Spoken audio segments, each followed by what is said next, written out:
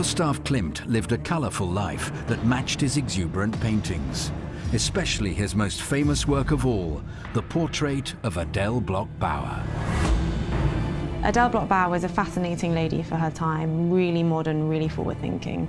Adele's husband, Ferdinand, wanted to give it as an anniversary present to Adele's parents. Klimt actually spent over 3 years, an incredible amount of time, working on the portrait. Klimt's most lasting and iconic work was the pinnacle of his aptly titled Golden Phase. It's incredibly meticulous and ornate and must have been very, very difficult to paint. It's completely gleaming. It's like a jewellery box. Little did he know just how troubled a history this painting would have.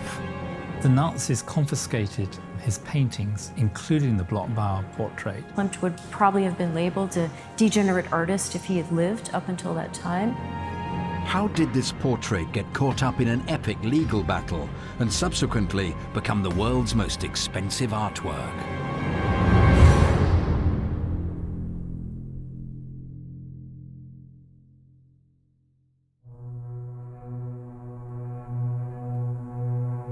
I can paint and draw. I believe this myself, and a few other people say that they believe this too. But I'm not certain of whether it's true.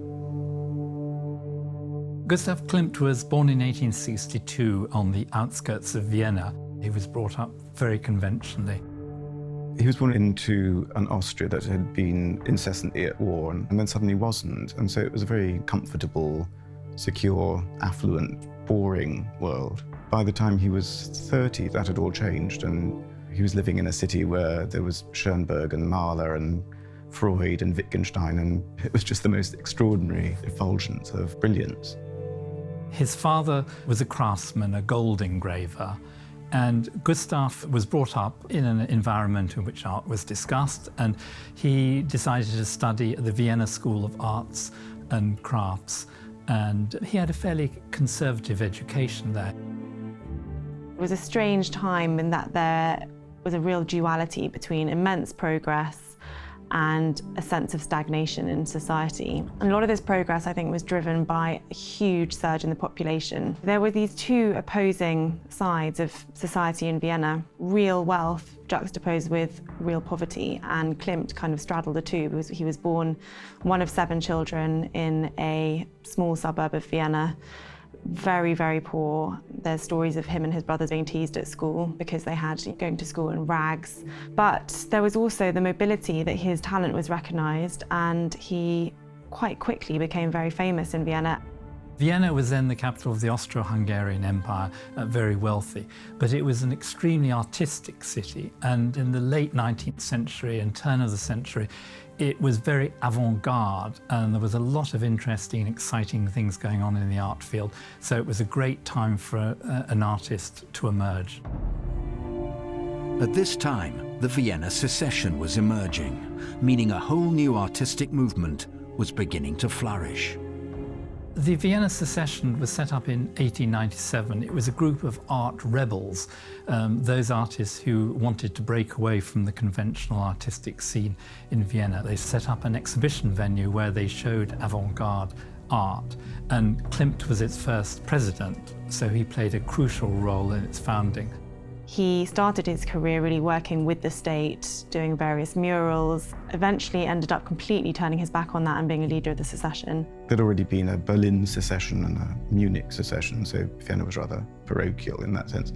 But it was a rejection of the kind of art that Klimt himself had been making. He really represents that move from traditionalism through to something really quite radical. Whoever wants to know something about me, as an artist, which alone is significant, they should look attentively at my pictures and there seek to recognize what I am and what I want. Gustav Klimt was an unusual character. Unlike most of the artists in Vienna around the same time, he steered clear of the burgeoning café society. He was a very private person, but his reputation did spread quickly, and patrons sought him out. He was very reclusive, it seems. His first studio, the one he was in for 20-odd years, was right in the centre of Vienna, and he, in spite of that, he didn't socialise. He continued to work with artists at the Secession organisation, but he didn't mix so much with Viennese society. By this time, he'd begun to make it, and patrons and dealers would knock on his door. So this is actually part, I think, of the legend of Klimt, is that he was quite reclusive. He was in his studio a lot of the time. He had quite an unconventional dress, sort of loose-fitting tunic, robe, and he would be there working away night and day, really. He wasn't someone who was out and about much. He was really based in the studio, and I think this sort of added to his mystery. I have never painted a self-portrait.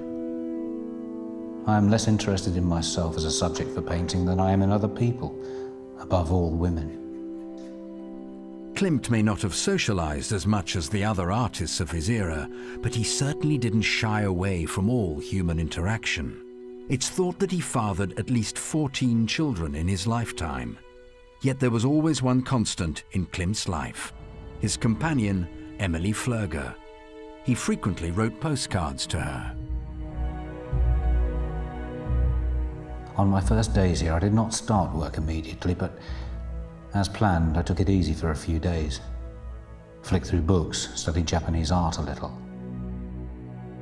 Klimt became quite close to one of the Flöger sisters, Emilia Flöger, who had established a dress salon with her two sisters called the Schwestern Flöger, or Flöger Sisters Fashion Salon. Klimt's brother Ernst, who died very young, was married to Helene, Emilie's younger sister, and unfortunately he died, which made Klimt really the guardian of Helene, and he became very close to the Flöger family, and he had long correspondence with her. She was really in the center of the avant-garde bohemian circles in Vienna, quite a rebellious lady. She was Klimt's lifelong companion. They were almost certainly lovers as well, but the relationship is a bit ambiguous. Klimt, actually, he never married and had a string of lovers. But Emilie Flöger is said to have been the model in The Kiss, which is Klimt's probably most erotic work. Klimt's earliest pictures that really incorporated gold was when he was working on a portfolio for this important Viennese art publisher called Gerlach & Schenk, and he offered a work called The Kiss, which did have a rather lavish use of gold, and that would have been in the late 1890s. Shortly thereafter, in 1901, he made a painting called Judith I, and many people believe that's actually a portrait of Adele Bloch-Bauer herself. And that includes rather lavish use of gold, not only in the frame and the background for the figure, but also the gold choker that she's wearing, which is rather similar to the choker that we see on the portrait of Adele Bloch-Bauer herself. In 1903, he went to Ravenna, where there are the amazing Byzantine mosaics and frescoes. And he said it was sort of nothing short of a revelation for him, these incredible images, icons surrounded by gold. So I think that's really where we can see the start of using gold leaf. The golden background has an amazing effect on the portraits and is very, very dramatic. But also we have to remember that it was in his childhood, it was in his upbringing. His father was a gold engraver, so he had the sort of the double lead into it, where it was a family career, essentially. It was during this golden phase that Klimt began his first official portrait of Adele Bloch-Bauer. It's believed that Gustav Klimt met Adele Bloch-Bauer and her husband, most likely through the Vienna Secession. Ferdinand Bloch-Bauer was one of the most important art collectors in the city, and we know that Ferdinand approached Gustav Klimt and asked him to paint a portrait of his young wife, who would have been about 25 years old at that time. Ferdinand wanted to give it as an anniversary present to Adele's parents. Ferdinand was pretty rich. He was a sugar merchant. But Adele's father was really rich. I mean, he was a kind of very eminent banker, and he was head of the Eastern Railways and all sorts of things. And that occurred certainly by the summer of 1903. And we know that Klimt began work on the portrait in the winter of 1903. Adele Bloch-Bauer took at least 3 years. And when you look at it, you can see why. I mean, it's incredibly meticulous and ornate, and must have been very, very difficult to paint. This portrait of a Viennese society woman would become an object of desire for many, including a Nazi officer. But how did this artwork leave its home in Vienna and end up in the possession of a wealthy US art collector? The portrait of Adele Bloch-Bauer is one of Klimt's best-known works. Little did he know its turbulent future as he meticulously created this masterpiece. Klimt was a very slow artist. He liked to spend a lot of time with his sitters, making upwards of hundreds of sketches. In fact, he probably made at least 200 sketches just for the first portrait of Adele Bloch-Bauer, about 125 of which are known to survive. And we have a few of them in the collection of the museum here today. He was very meticulous. Of course, this was very frustrating for his sitters, who would be there for many, many hours. Adele Bloch-Bauer would have traveled to his studio on the outskirts of Vienna in one of the outlying districts, spent hours and hours with him at a time in a private chamber where he made these sketches, and certainly that would have deepened the closeness of their relationship. Now, there's a lot of speculation surrounding this. Many people have assumed that they were lovers or delved into that. We have absolutely no evidence. Part of that is because of the very sensuous nature of the portraits of Judith I and Judith II, which are believed to be portraits of Adele herself.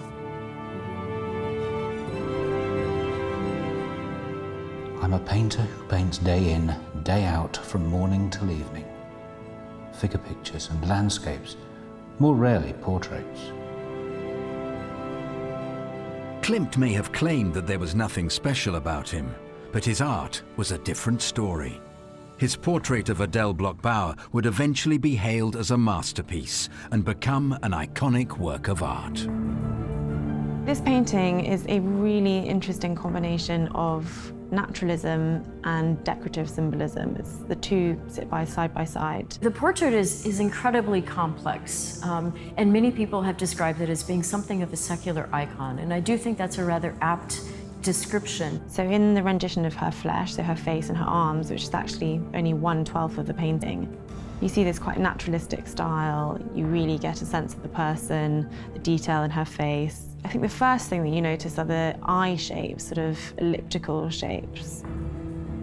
On her gown, there also appear to be amuletic devices, the all-seeing eye of God, which some people also see as a relation to the Egyptian WWII, which would provide perhaps a form of protection for her. There are theories that this is the Eye of Horus. It's an Egyptian symbol, protecting the vulnerable, an eye of protection, warding off danger. We know that Adele suffered extremely poor health and was very frail her entire life. In fact, she died when she was only 43 years old in 1925, and rather unexpectedly. She also had tried to raise a family with her husband and had 2 miscarriages and lost the only child that she brought to term just a few days after his birth. And this is believed to have occurred while Klimt was working on the painting, so he might have incorporated those amuletic motifs as a sign to try to help her be successful in being a mother. Finally, I would add that he included her initials, A and B, are scattered really throughout the gown and other parts of the canvas. An absolutely marvelous composition, and that's really the secret of the success of the painting, the way that these different elements are brought together and sort of almost seamlessly merge as in a sort of mosaic. At the same time as the portrait of Adele Bloch-Bauer was first presented to the world, Gustav Klimt first met the young artist Egon Schiele. He would take him on as his protégé, and eventually Schiele would also become a celebrated artist.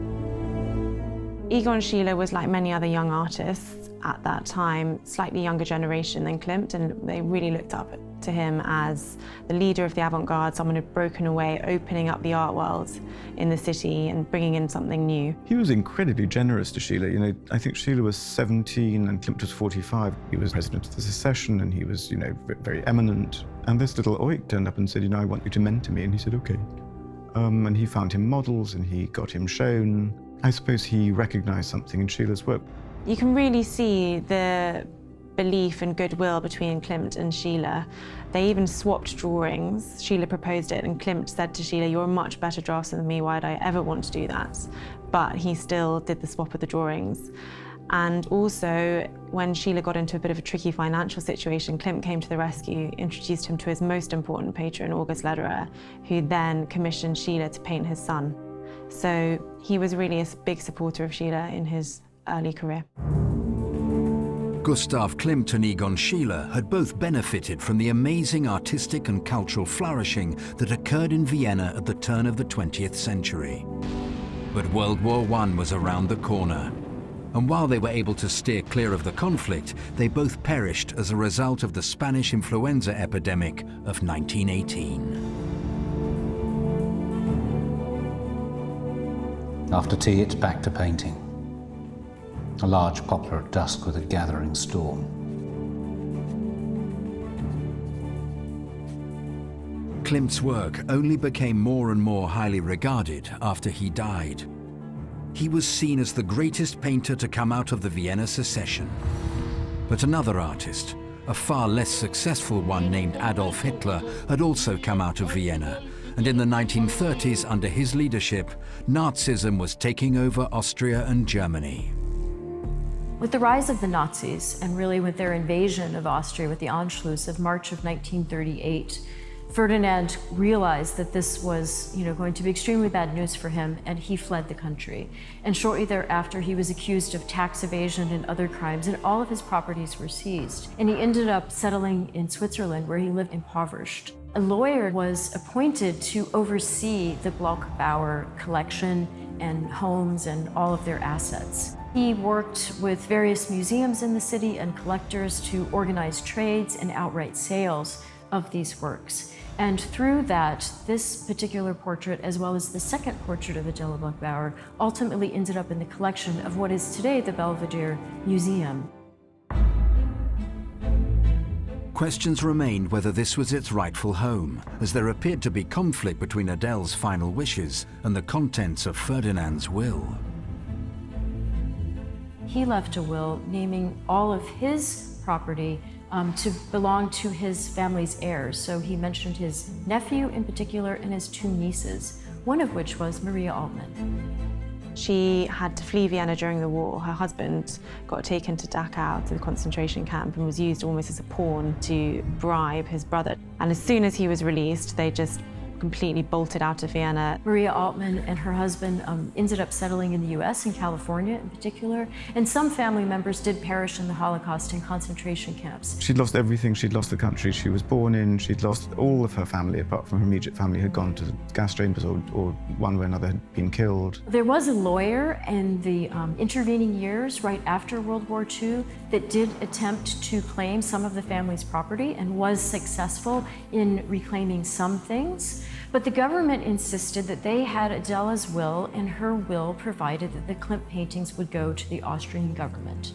And when this lawyer asked to see that will, they always said it wasn't available or they had misplaced it. Adele Bloch-Bauer had said she wanted the pictures and all the Klimts to go to the Austrian state. But what she really meant was because she and her husband couldn't have children, that when Ferdinand died, they should go to the Austrian state, not that they should be stolen by Nazis 7 years before he died, which I think rather changed the rules a bit, really. She would stop pursuing her claim, but a tragic personal event would spark Maria's drive to get back what was rightfully hers. If you fast forward quite a few decades, 1998, the law in Austria changes. Any works of art or property that had been seized illegally from families during this period, should be rightfully returned to the heirs and survivors. Around the same time, Maria Altmann's sister dies, and Maria inherits her papers. And as she begins going through these papers, she begins to suspect that perhaps that promise to the museum was nothing more than a promise, and it wasn't an outright gift.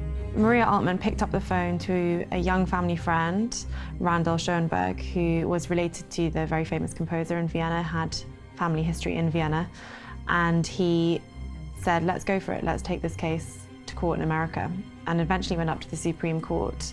And Maria Altmann had several advisors on the case. They said, don't go with this young lawyer, you need to get someone very experienced, you're going to Supreme Court, but she stuck with it, and they won the case in 2004, and they won the right to take it to court in Austria. So the case then moved there, and in 2006, they won the paintings back. One of Maria's supporters at the time was Ronald Lauder, heir to the Estee Lauder Company, an avid art collector. He had set up the Neue Gallery in New York 5 years previously, a gallery dedicated to the art of the Austrian and German avant-garde. In 2006, Ronald Lauder purchased the portrait of Adele Bloch-Bauer from Maria Altmann in a private sale.